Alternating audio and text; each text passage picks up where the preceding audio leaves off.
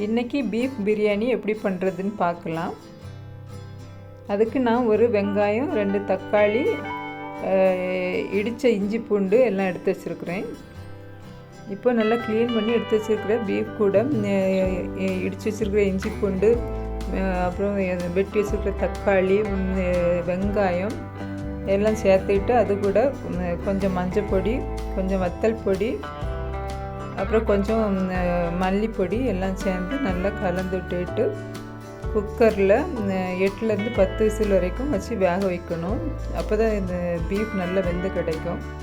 இது கூடவே தேவையான அளவு உப்பும் சேர்த்து குக்கரில் வேக வைக்கணும். மசாலா எல்லாம் சேர்த்ததும் குக்கரை மூடி விசில் போட்டு 8லேருந்து 10 விசில் வேக விடணும். இப்போ பிரியாணி தேவையான மசாலா அரைக்கிறதுக்கு மிக்ஸி ஜாரில் ஒரு துண்டு இஞ்சி, கொஞ்சம் பூண்டு, 2-3 பச்சை மிளகாய், ஒரு பிரியாணி இலை, கொஞ்சம் சோம்பு, 2-3 கிராம்பு, 2 ஏலக்காய்,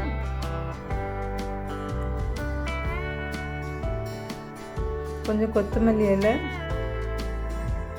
கொஞ்சம் கருவேப்பிலை, கொஞ்சம் புதினா இலைகள்,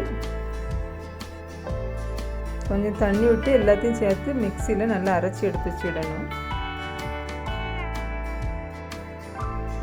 இப்போ குக்கரில் ப்ரெஷர் போய் இறைச்சி நல்லா வெந்து கிடச்சிட்டு, அடுத்தது பிரியாணி பண்ணுறதுக்கு 3 வெங்காயம், 3 தக்காளி நான் எடுத்து வச்சுருக்கிறேன். இப்போது குக்கரில் எண்ணெய் விட்டு 3 கிராம்பு, 2 ஏலக்காய், ஒரு பட்டை, கொஞ்சம் சோம்பு, 2-3 பச்சை மிளகாய், அப்புறம் நீல வாக்கில் நறுக்குன வெங்காயத்தை போட்டு நல்லா வதக்கணும். இது கூடவே ஒரு பிரியாணி இலையும் போட்டுக்கிடணும்.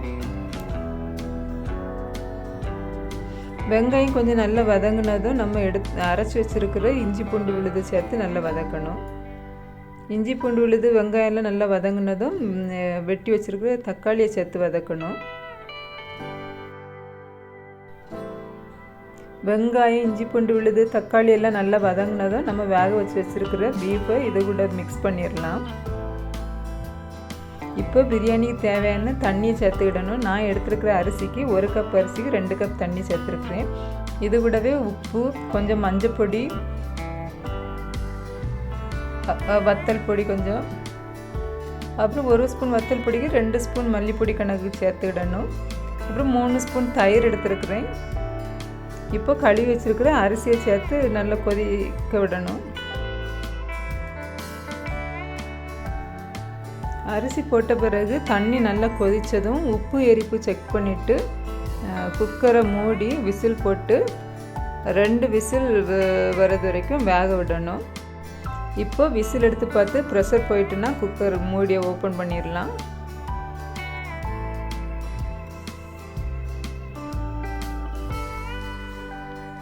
நம்மளுக்கு சுவையான பீஃப் பிரியாணி ரெடி ஆகிட்டு நல்லா உதிரி உதிரியாக பக்குவமாக வந்திருக்கு.